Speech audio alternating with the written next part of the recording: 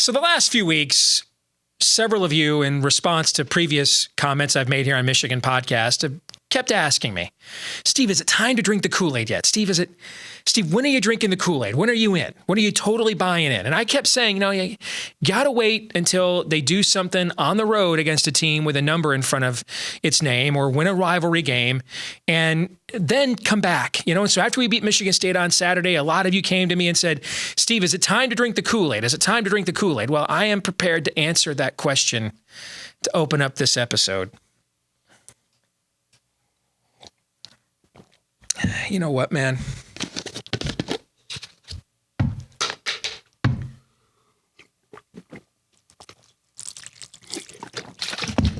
I'm all in. Go Blue. But there's going to be one team that's going to play solely as a team. No man is more important than the team. No coach is more important than the team. The team, the team, the team. Looks deep for Anthony Clark. Waits for it. Hit. Caught. This is no time for that. In the pocket and a sack. Tim Jamison. Brady gets terrific. Throws it and a touchdown. Knight again. Schultz just before Brazil got him. And a leaping interception by Woodson. Harbaugh back to throw over the middle. Caught by Collier at the 5 on his feet. Touchdown, Michigan. On its way. It's good. He's 5'7", 179 pounds, a junior at Michigan. But Jamie Morris packs a wallop, and he delivers for Bo Schembechler. And here's your first play. Pressure coming. Sack. It is Glenn Steele, number 81, who fought his way through the traffic. Option. And Robinson calls his own number, and he's going to score. Oh, an easy touchdown for Robinson and Michigan.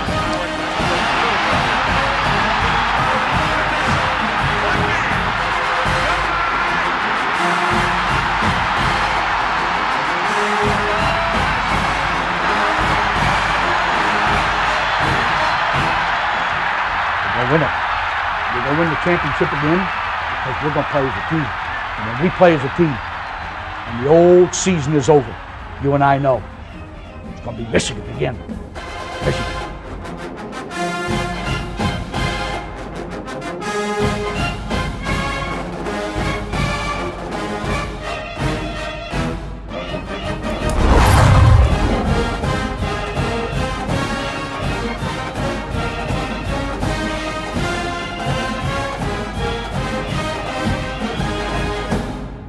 Go Blue, and welcome to this week's edition of Michigan Podcast, where it is bottoms up. Effervescent. What a game it was as the Wolverines dominated Michigan State. Order restored, balance brought to the force as Michigan finally put on those white uniforms and played a team with a pulse and a number ahead of its name and got a big win, dominating Michigan State, holding Michigan State to its third lowest total yardage mark in a single game in the history of the program. Brian Lewerke, Michigan State's fine quarterback, had the worst completion percentage by a Big Ten quarterback in a game in a quarter century. And Michigan did this, by the way, without a guy who could be a top 10 pick in next NFL's draft, and that would be Rashan Gary. It was a total team effort. Michigan ran for nearly 200 yards against the number one rush defense in the country, at least what was the number one rush defense in the country. And they broke Sparty's will, and they punked Sparty's manhood in the process. And also, Coach came home. I got a little verklempt. I've been accused of being a Jimmy Slappy, and I don't know why. I mean, I wore number 4 every time I could playing sports growing up. I used to create my avatar in NCAA football and give myself number 4 again, because that was Jimmy's number when he played for us back in the day. I know I got a tad carried away when, we brought him back home to coach the team. Slappy's a strong word. I was pretty much a Jimmy Slappy. But like many of you, over the last year or two, I've kind of wondered, where's our Jimmy? It's been more Coach Harbaugh. It's been more Jim. No, we need Jimmy. We need someone who brings a Microsoftian edge to our IBM, if you know what I'm saying. Somebody merciless, somebody cutthroat, somebody who will recruit to the whistle, and then when the referees aren't looking, maybe just keep recruiting after that, if you know what I mean. Somebody who is willing to say, it's not just enough to beat you. We want to punk you. We want to beat you. Where's the guy that ran up to Rick Neuheisel when he was coaching at UCLA and said, how'd you like that one, Ricky? Where's the one that caused Pete Carroll to look at him and say, man, what's your deal? Where's the guy that almost got in a fist fight with Jim Schwartz? Where have you gone, Joe DiMaggio? Well, he's back, baby. He's back.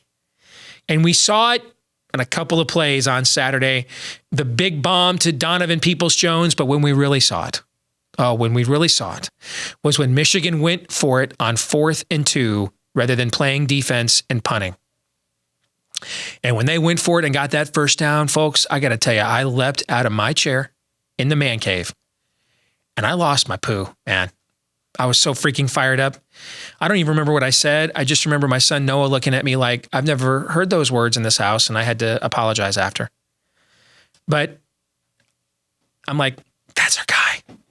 That's our guy. But little did I know there was more to come, ShamWow.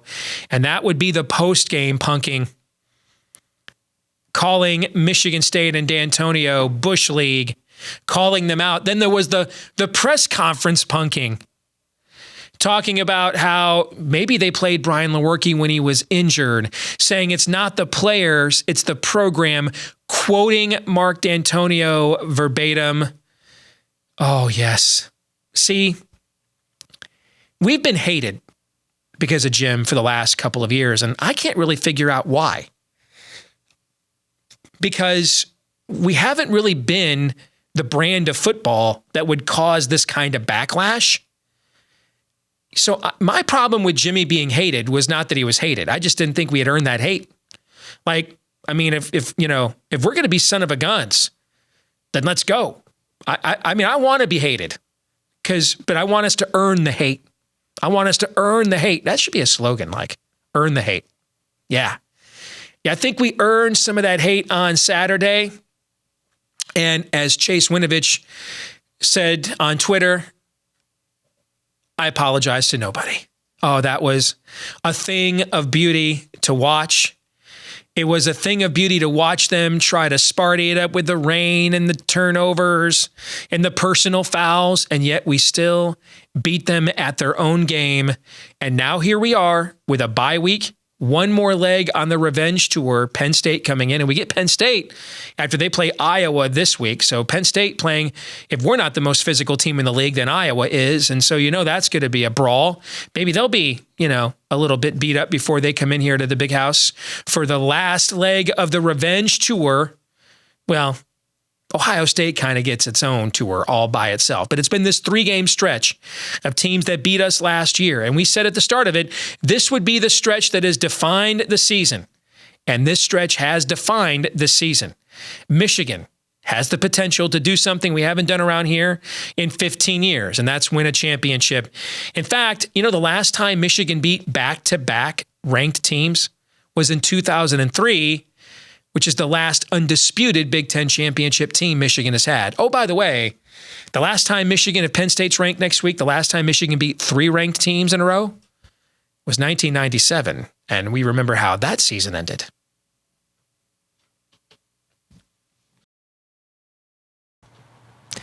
I don't have to tell you, it's been a rough, bitter week in the Michigan State rivalry. And if you have been watching this show since it debuted here on YouTube and iTunes and Google Play, Stitcher, Spotify, etc., about a year and a half ago, you know that I'm a man of unity. That I like to bring people together. I like it when we all just get along. And I think that particularly because, we're used to winning. We're used to championships. The last 10 years have been kind of new to Michigan State. That I kind of think it's almost incumbent upon us here to be the adults in the room and try to bridge the divide and urge calmer heads to prevail. And that's why I want to point out a really, I thought, heartfelt suggestion along those lines from one of our viewers here at Michigan Podcast, Stacy Richmond. She signed up to be one of our big boosters on our Patreon page. And in exchange for being one of our mega boosters on our Patreon page, she simply just asked, after the Michigan State game, Steve, could you just, put out a message that is just kind of up with people and unifying and get people to remember we're all Americans, we're all from pure Michigan in some way, shape, or form. And to put the bitterness of the rivalry behind us and move on. And, it's coming up on the holiday season. And if Michigan does that, she said, hey, we really think that it ought to be Michigan that leads the way in burying the hatchet. So in honor of our Patreon mega booster, Stacy Richmond, I wanted to pass along just such a unifying message. Suck it, Sparty.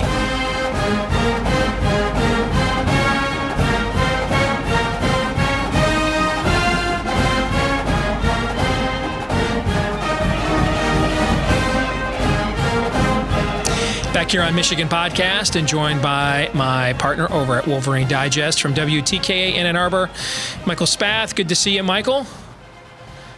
Cheers, brother. It's great to be here. What is that? Was that blue freeze Kool-Aid? It is Hawaiian, sugar-free blue Hawaiian punch is what it is. Okay. But I'm calling it blue Kool-Aid. Yes. We are. Hey, it works. We're getting it all over us here after what we saw on Saturday. So I'm not going to ask any leading questions to start with. I'm just going to sort of tee you up. Your big picture view of what we saw on Saturday and what it means. Steve, I think this was last week where you and I were talking about this, and you wrote a great column as a preview column for this Michigan State game, I believe. Maybe it was before the Wisconsin game for Wolverine Digest, talking about how when you look at this Michigan football team, they're as good as they want to be. They're as good as they allow themselves to be. And I think on Saturday, we saw a little bit of how they can get in their way. With those possessions in the first half and the second quarter where they could have, they 4 times they started right at the 50-yard line or better and they did nothing with it. And then we saw, Michigan football just exerting its will and saying, you know what, we're tired of this. We're gonna go out there and be the football team that we're capable of being. Mm-hmm. And in the third and fourth quarter, they ran over Michigan State. They played outstanding, suffocating defense. They made the big plays down the field. A good old Red Berenson-ism is your best players have to be your best players. And on Saturday, Michigan's best players were exactly that. And Michigan's best players are, I don't want to say significantly, but there's a noticeable gap between them and Michigan State. And I'm having a lot of fun. I know you had a lot of fun after the game on Saturday.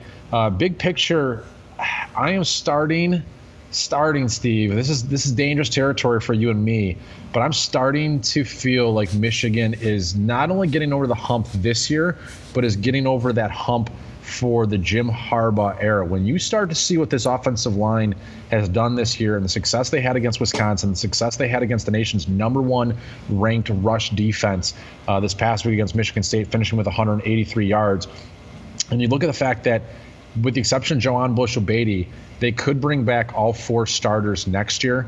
You look at the defensive line, and you've got, you're probably still going to lose Rashan Gary. You're definitely losing Chase Winovich, but you've got a lot of young talent there. To be a successful program year in, year out, you have to be extremely strong along the line of scrimmage. And we've seen it defensively, but we haven't seen it offensively. And all of a sudden, you can start to see that Michigan could be really good on both sides of the ball for the foreseeable future.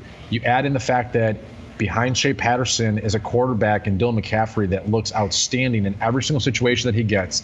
You look at the wide receivers, they're young, they're playmakers, the tight ends are playmakers. There's so much to like about this Michigan football team, not only in 2018, but in 2019 and in 2020 and well beyond that. And so I'm starting to get really excited about what Michigan football is going to be maybe for the next couple of years with Jim Harbaugh at the helm here.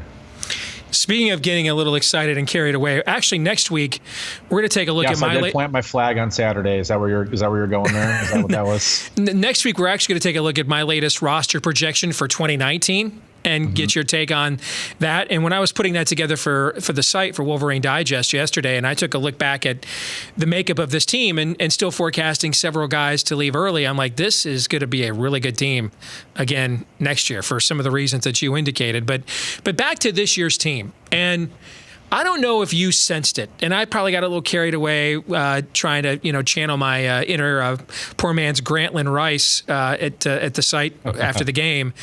But it did seem as if, Michigan comes out after the weather delay, and we know how good Michigan has been after halftime all year, and that was almost like a halftime, even longer. And they had the drive put together. It was a clinic, and then they really struggled to get out of their way. And then the rains come, and it starts looking like. And I was sitting in my man cave watching the game with my boy and my buddy, and I'm like, here we go. They're going to Sparty it up. That's what they do. They Sparty it up, wait for you to panic or make the dumb mistake, and you pounce. And we did. They got the turnover. They hit us with a trick play for the score. We had the almost interception. Grant Perry may end up making the biggest Michigan play of the year, unsung play of the year, was breaking up that interception that would have put Sparty right back deep in our territory.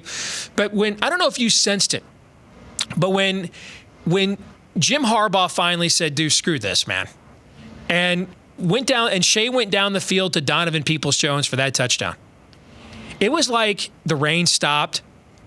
It was like the football gods were satiated. It's like they were punishing us, wondering where is this Jim Harbaugh that we bestowed upon you? Where is the cutthroat? Where's the quarterback development? Where is our progeny? And then when he went for it on that 4th and 2 rather than playing defense, and they got it. And I jumped out of my chair like it was the end of a Rocky movie. I was so psyched up, and it was almost as if. And then post game when he came to drop bombs. Then he came to drop bombs in the press conference, and I just started texting some of my buddies. I'm like, he's back, man. We got our coach back. I mean, I don't want to get all choked up here, but it was like, where's he been? It's like suddenly, it was like when we were in danger of losing that game. It was like, over the years I've talked about teams like Indiana have a tendency to look at their uniforms when they're about to win a big game and realize they still say Indiana and they melt down, right? It was like Jim kind of looked down and dude, I'm Jim Harbaugh. What the frick are we doing here, right? Yeah. And suddenly the guy we thought we were getting 4 years ago has magically appeared these last 80 hours, and it is glorious.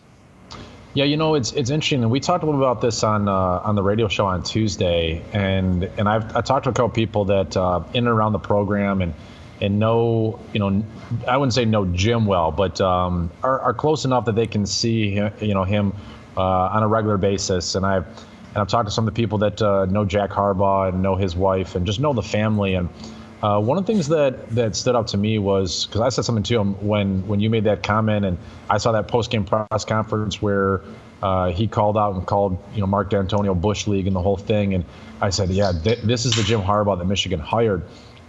And what I was told, which I think is pretty interesting here, Steve, is that last year, one of the reasons that Jim was kind of neutered as a coach, and one of the reasons he didn't talk very much, was because he didn't think that he had a roster that could back it up. Mm-hmm. He was worried that if he went out there and started, squawking or started telling D'Antonio to shut his mouth or sounding off on Urban Meyer, that he would go out there and they would go 8-5. They would get rolled, and all of a sudden he would just look like some guy that's talking a big game but can't back it up. And so, when you look at this week and him going out of his way to chastise Mark D'Antonio and essentially saying like, hey, I'm going to talk some smack about you, And I'm gonna say, people, that I don't appreciate the way that you've been handling this Michigan State rivalry.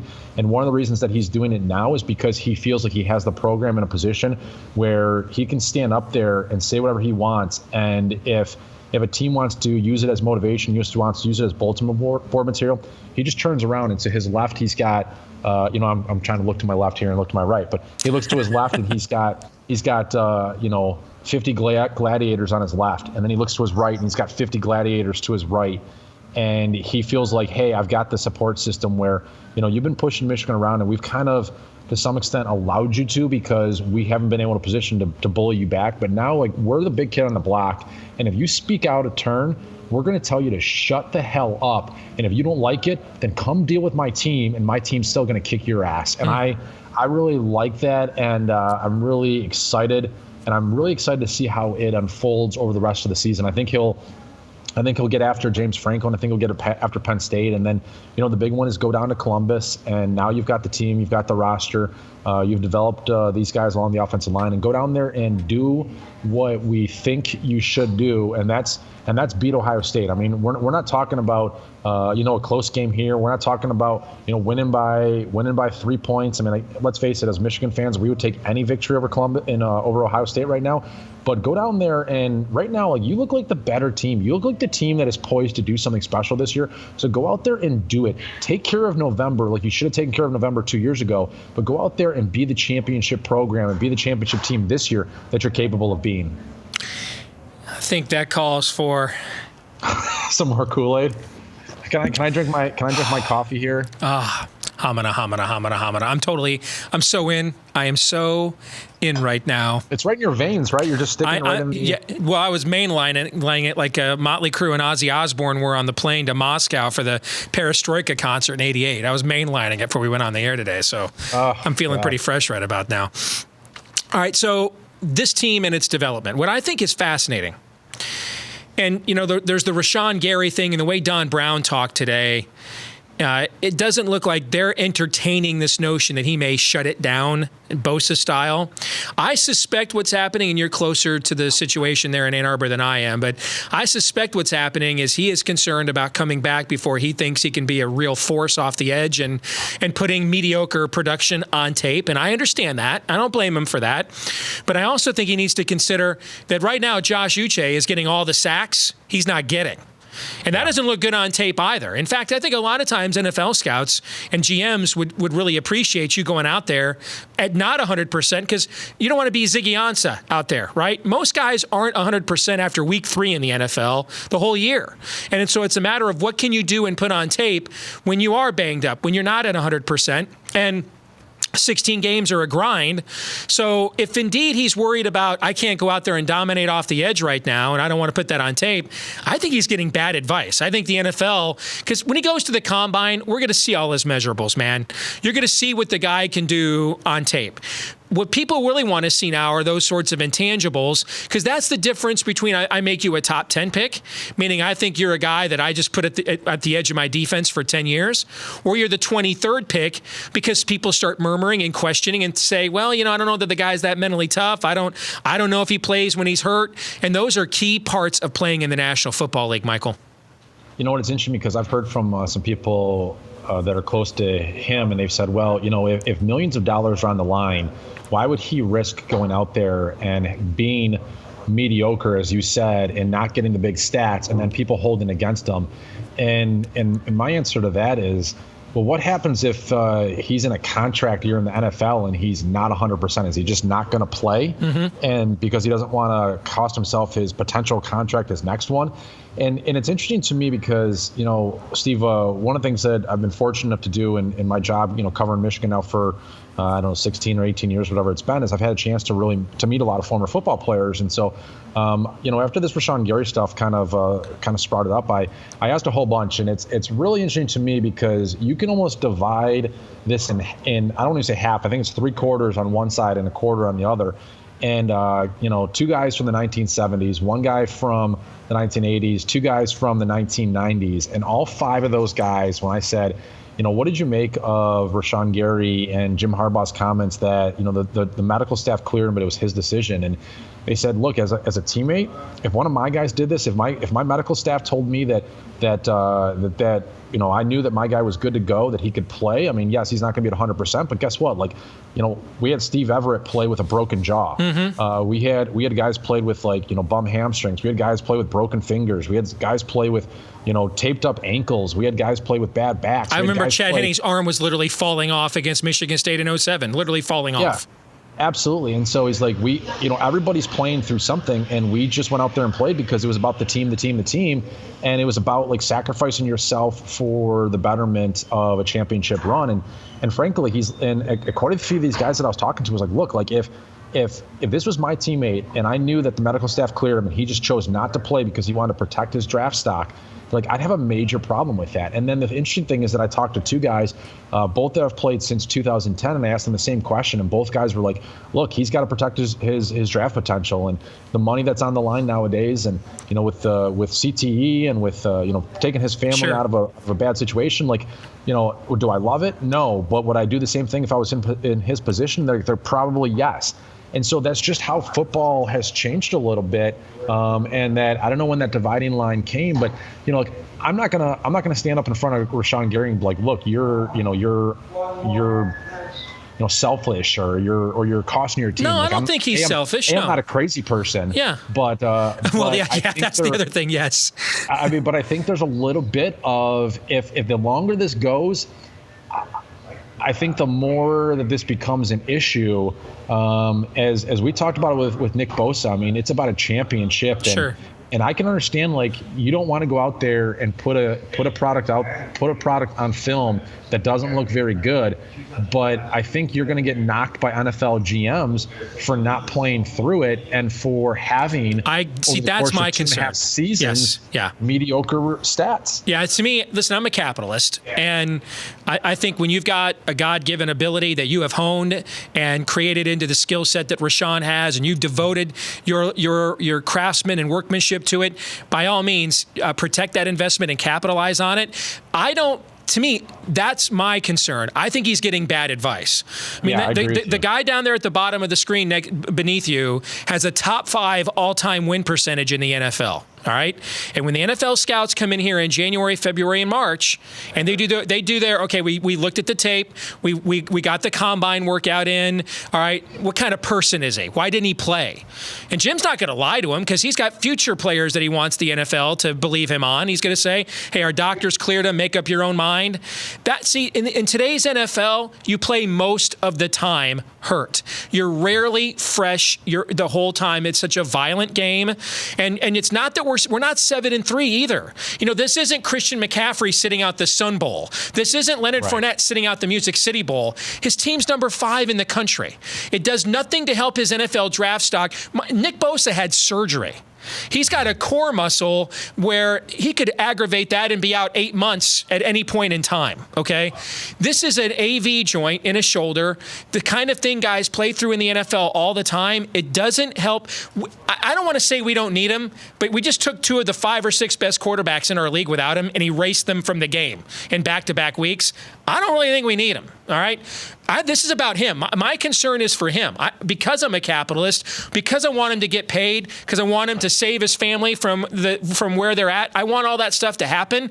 He's getting bad advice. His team is number 5 in the country. This is the kind of injury you have to play through in the NFL all the time. I would not put on tape or on the whisper campaign that the scouts all do that the guy won't play hard for you unless, the sun is in a harmonic convergence. Steve, that's Ziggy Ansah territory. Yeah, and that's exactly, I was going to say that, Steve. I mean, you're a big Detroit Lions guy. I mean, if you're in the NFL right now, why in God's name would you go out there and pay Ziggy Ansah after this year? If you're the Lions, if you're any other team out there, all you're looking at this guy and going is he's injury prone. He doesn't play through it. His teammates going out there and competing. They're 3-3. I think they're 3-2 without him.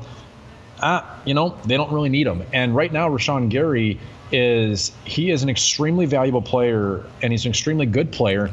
But Kwity Paye and Joshua Uche have gone out there and they have put up numbers. Yep. And so it's making you look worse because they're going out there and doing the job that you should be out there doing. And so I think he's going to get knocked. I mean, there was just a brand new mock draft that came out by CBS Sports. He wasn't in the first round. Yep.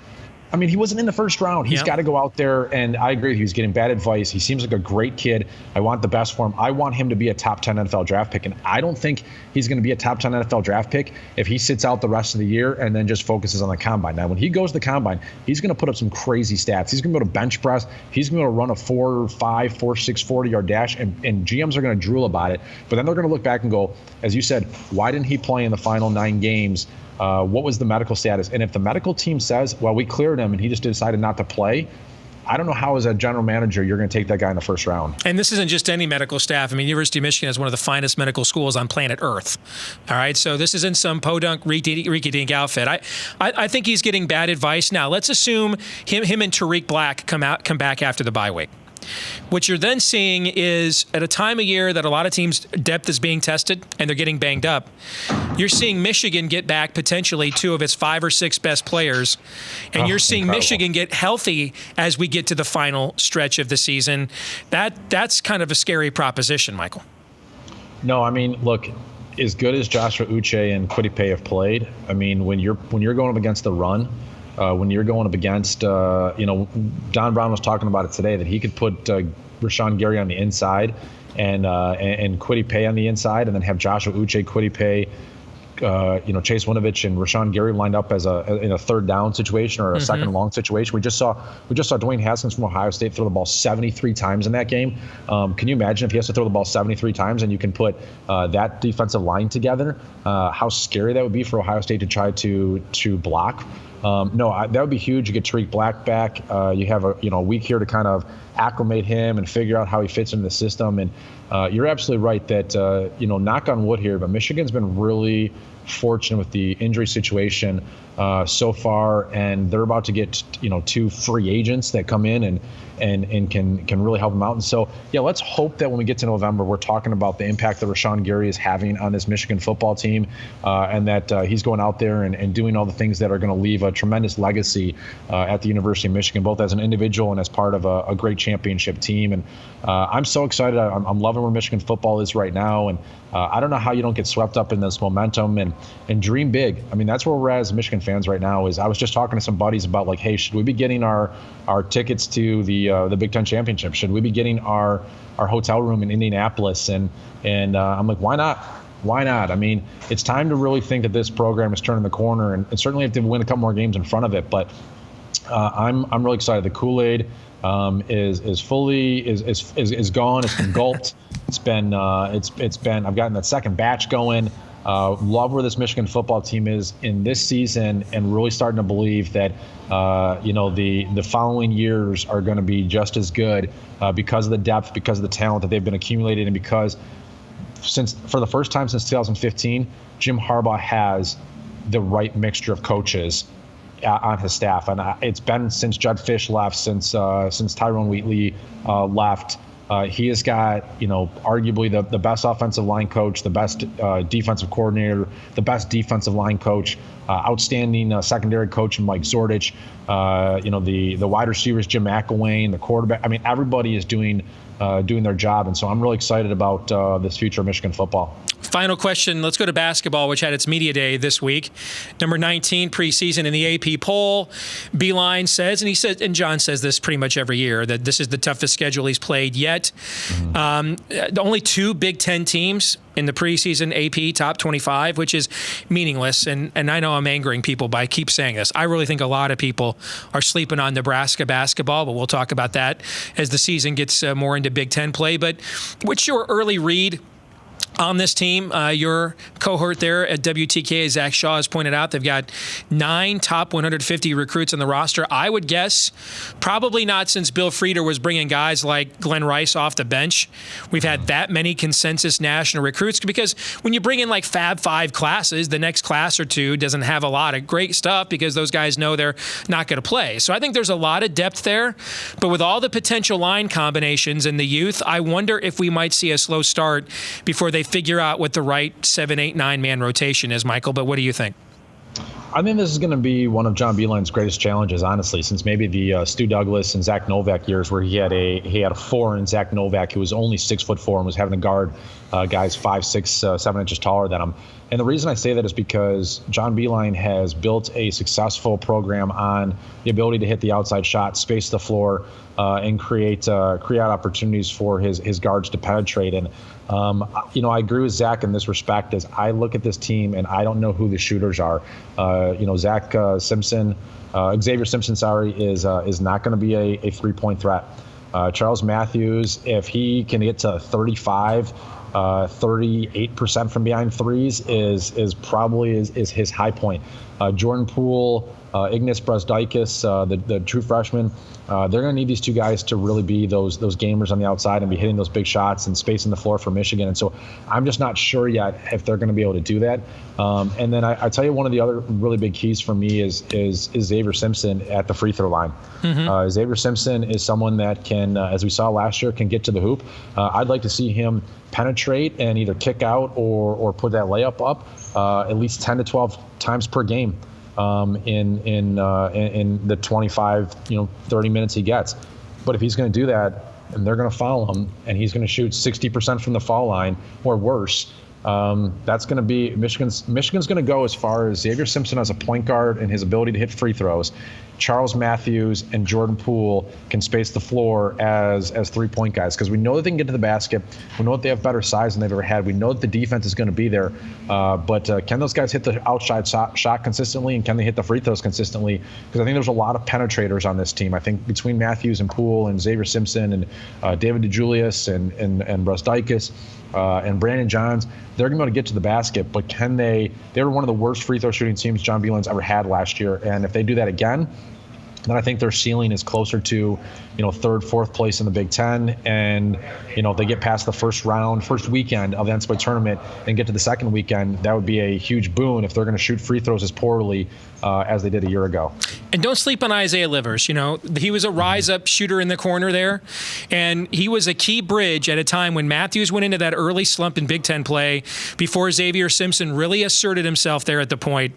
And he made some big baskets. They had a sneaky early road win at Iowa that kind of gave the team some momentum, and he had some big shots in that game. So he could be a guy that could provide some of that shooting boost that you're talking about if he gets the confidence back that he lost at the end of last season. So that'll be another challenge for Coach Beilein, who has proven, though, he is up to these kinds of challenges if you give him time and room to work through them. That's the one thing we have working for us, Steve, is whatever this team needs to be, whatever challenges await, we've got what I would consider the best coach in college basketball, him and Jay Wright. So I'm fully expecting that by the time we get to February, and hopefully before then, so we can really enjoy it, that John Beilein will have these guys peaking and we'll have adjusted to make sure that he's getting the absolute most out of this team this year. Michael Spath, WTKA, and my partner at Wolverine Digest. Thanks for being with us here this week on Michigan Podcast, Michael. All right, man. Appreciate it. And go Blue and enjoy this bye week. Go Blue. If you want to keep up with what we think about the Wolverines all week long, aside from when we're doing this for Michigan Podcast, check us out at WolverineDigest.com or Wolverine Maven, part of the Maven Network, WolverineDigest.com. Myself and Michael Spath from WTKA in Ann Arbor, we keep you up to date with our commentary all week long. And one of the really cool things I love about how this site works is that the sidebar there where we can give you, almost like a Mike Florio does at Pro Football Talk, where you can give you little mini updates via Twitter and other interactions, things that you probably want to know, be aware of, but don't require 500 to 700 word columns. I love that part of our website. It's a really easy, functional website to follow, WolverineDigest.com.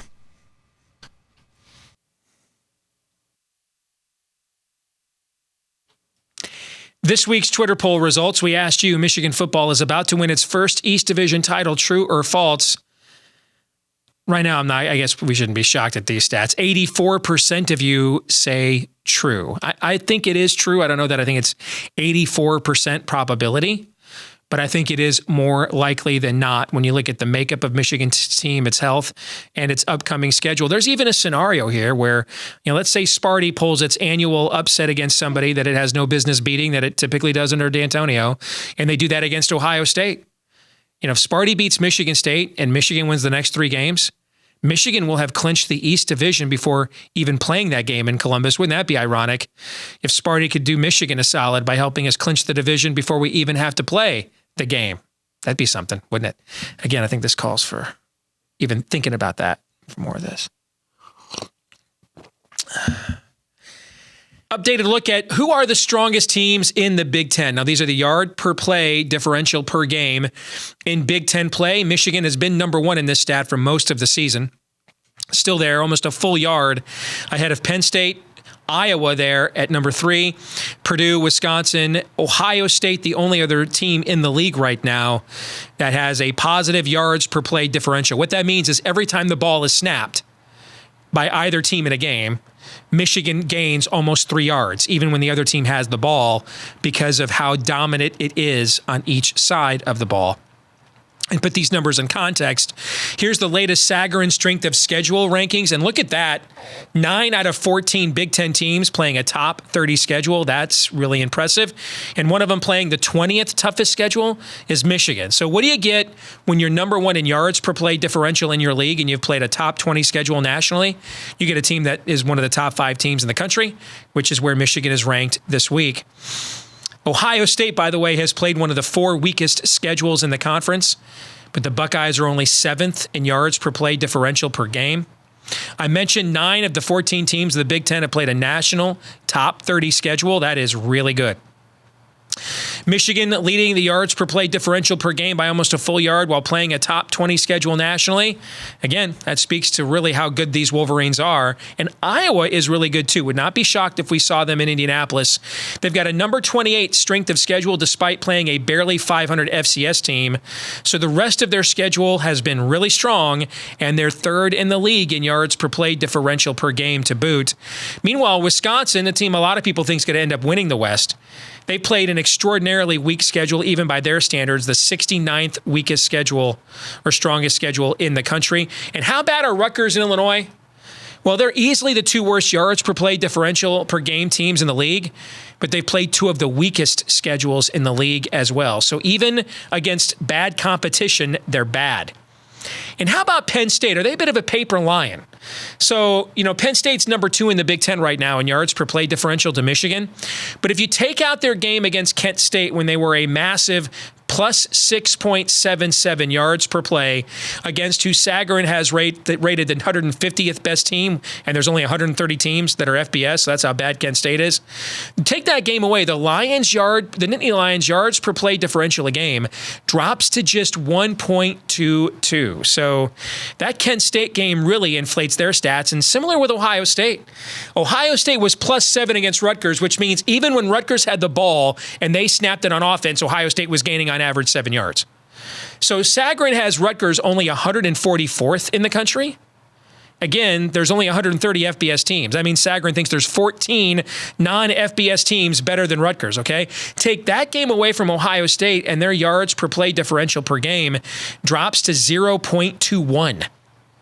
So Penn State and Ohio State's numbers heavily inflated by singular games against 2 of the worst teams in all of college football.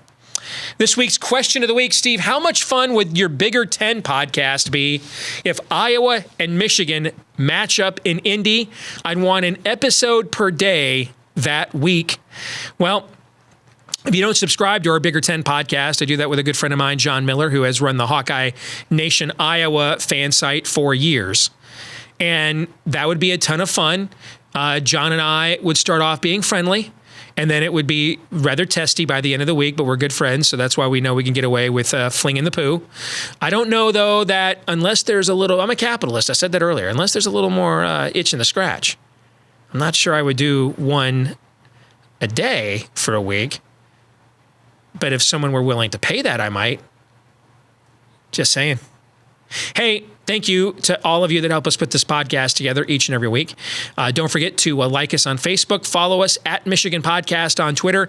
We keep you up to date with all kinds of great analysis every day at WolverineDigest.com. And we want to thank our friends at Detroit Sports Podcast for helping us promote and spread the word about Michigan Podcast every week as well. Until next week, get it all over you and go blue.